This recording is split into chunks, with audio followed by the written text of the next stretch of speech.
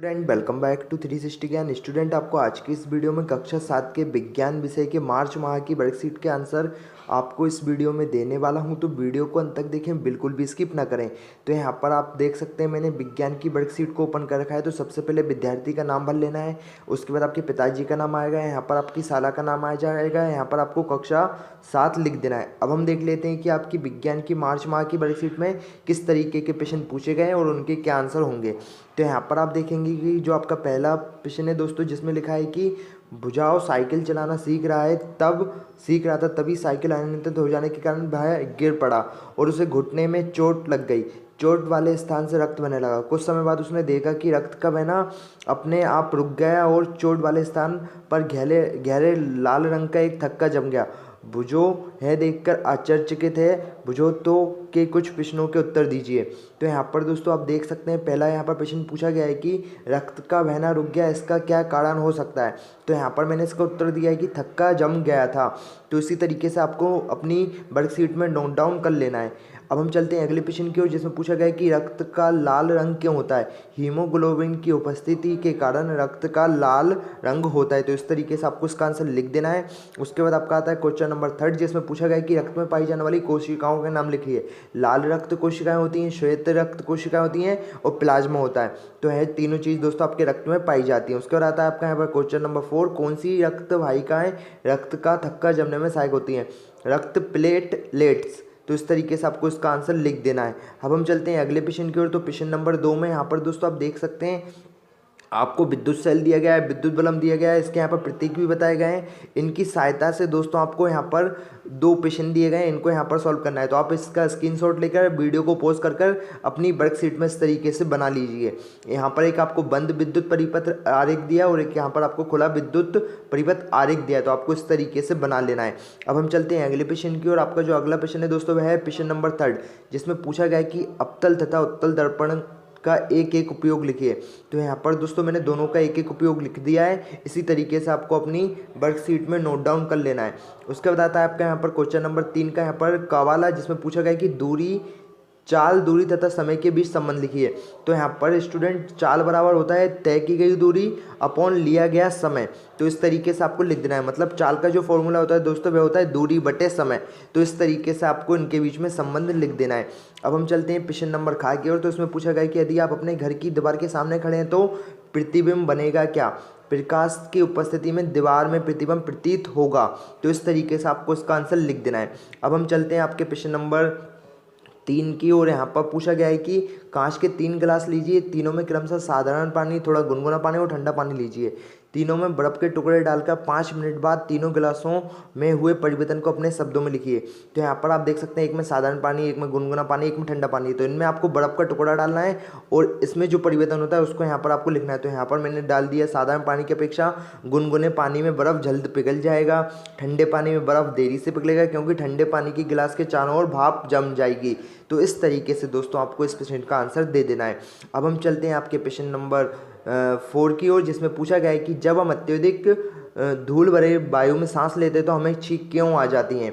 तो इसका मैंने सिंपल सा उत्तर लिखा है, जब हम अत्यधिक धूल भरी वायु में सांस लेते हैं तो है धूल युक्त कण नाक के रोम में फंस जाते हैं, इस कारण छींक आ जाती है। तो इस तरीके से आपको सिंपल सा आंसर इसका लिख देना है। अब हम चलते हैं क्वेश्चन नंबर 4 के दूसरे प्रश्न की ओर। तो यहाँ पर देखिए, लगभग 10 सेंटीमीटर की व्यास के गत्ता की एक गोलाकार आकृति लीजिए। इस आकृति को 7 बराबर खंडों में बांट लीजिए। इन खंडों को इंद्रधनुष के 7 वर्णों से पेंट कीजिए। आकृति के केंद्र पर एक छोटा छिद्र बनाइए, उसमें पेंसिल डालकर फिरकी बनाइए, फिर फिरकी को तेजी से घुमाइए। आपको रंग कैसा दिखाई देता है, अपना अनुभव लिखिए।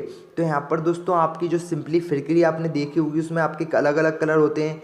तो जब आप इसको घुमाते हैं तो आपको देखा होगा कि आपने एकदम से जब ये घूमती है ना, तो इसका कोई भी कलर नहीं दिखता, ओनली एक ही कलर दिखता है, वह सफ़ेद सा कलर दिखता है। तो उसी को मैंने दोस्तों इसका आंसर लिखा है। तो इस तरीके से आपको इसका आंसर लिख लेना है। आप चाहें तो वीडियो का दोस्तों जो मैं आपको प्रश्न बता रहा हूँ इनका स्क्रीनशॉट ले सकते हैं, नहीं तो वीडियो को पॉज करके आप अपनी वर्कशीट में इनका आंसर लिख सकते हैं। अब नंबर आता है आपका क्वेश्चन नंबर 5 का। तो जिसमें पूछा गया है कि दैनिक जीवन में उदासीनीकरण के प्रक्रम को एक एक उदाहरण देते हुए समझाइए।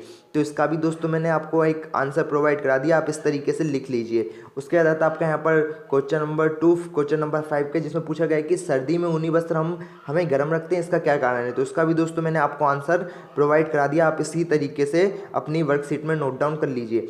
उसके बाद आता है आपका प्रश्न नंबर 6। तो प्रश्न नंबर 6 में दोस्तों दर्पण के सामने खड़े होकर अपने प्रतिबिंब को बताना है। पहला यहाँ पर बताना है कि आकार के आधार पर बताना है, दूसरा दर्पण से दूरी के आधार पर बताना है, और तीसरा है दाएं और बाएं हाथों की स्थिति के आधार पर बताना है।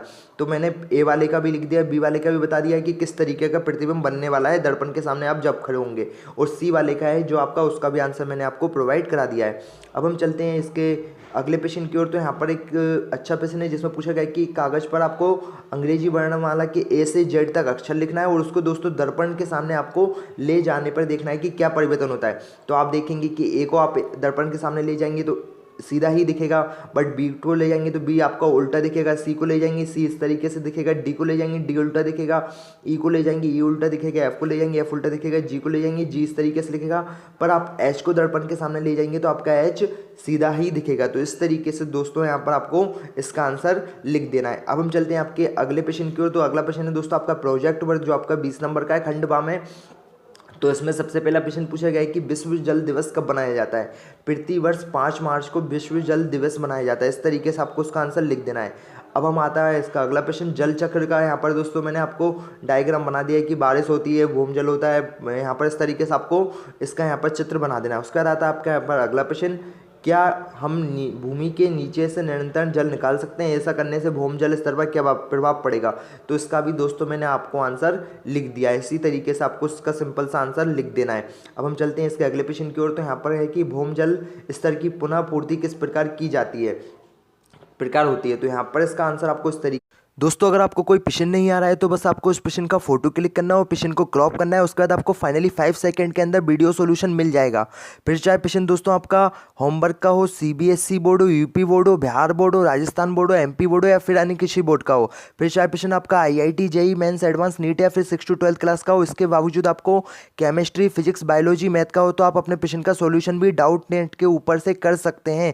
इसके अलावा दोस्तों डाउट नेट पर क्लास 9 to 12 के स्टूडेंट के लिए लाइव क्लास चल रही है, हिंदी मीडियम, इंग्लिश मीडियम के लिए, जिससे आप अपना पूरा सिलेबस पढ़ सकते हैं। दोस्तों 3 करोड़ से ज़्यादा स्टूडेंट डाउटनेट पर पढ़ाई कर रहे हैं, तो आप आज ही डाउटनेट एप्लीकेशन को डाउनलोड करें।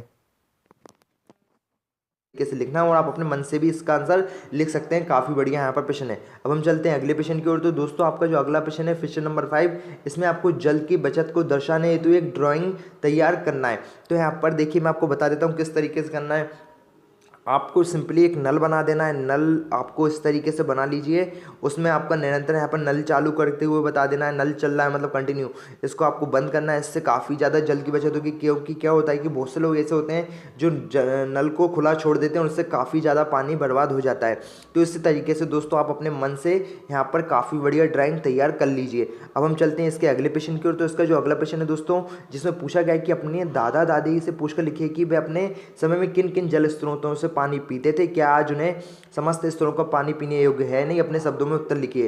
तो यहाँ पर दोस्तों मैंने अपनी राय लिख दी है। तो आप अपने दादा दादी से संपर्क कीजिए कि वह उनके समय में मतलब पुराने समय में पानी कहाँ से लाते थे, नल तो हुआ नहीं करते थे, किसका पानी पीते थे, क्या वह स्रोत जो मतलब पहले पानी का पीने योग्य था अब है नहीं।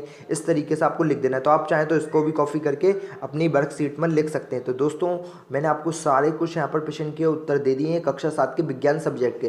तो फिलहाल स्टूडेंट आज की इस वीडियो में इतनी ही कुछ जानकारी थी। आई होप आपको यह वीडियो पसंद आया है। वीडियो पसंद आया है वीडियो को लाइक करें, शेयर करें, और चैनल पर नए तो चैनल को सब्सक्राइब करें। जय हिंद, जय भारत।